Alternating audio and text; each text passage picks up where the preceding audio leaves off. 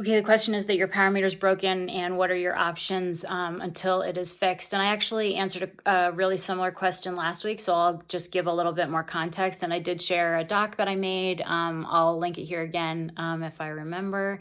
The short answer here is that this is a great opportunity for you to learn to recognize and respect your rate of perceived effort. It's going to be a huge step, learning to recognize that, understand, and really get in tune with RPE is a big step forward in your development as an athlete. So I would consider this a great opportunity. I'm not sure what your training looks like now in terms of, what energy systems you're kind of primarily focused on, but learning the sensations that are associated with those energy systems is going to be great for you.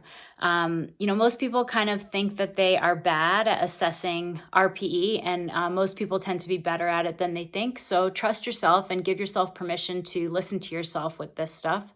Um, One piece of information that I have found very helpful in evaluating specifically how should feel. Threshold, or FTP, is this intensity that you can hold for a long time. I've talked about time to exhaustion. Again, it's an undefined length of time. It's your TTE. It's trainable.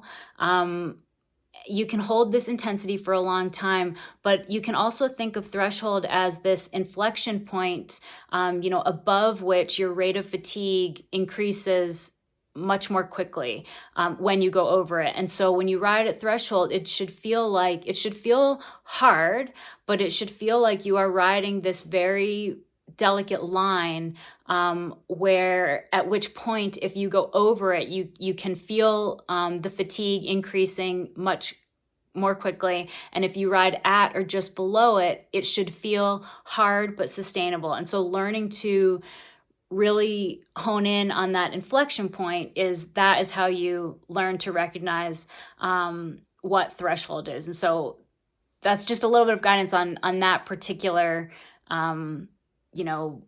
like that kind of 8 out of 10 RPE that we define threshold as.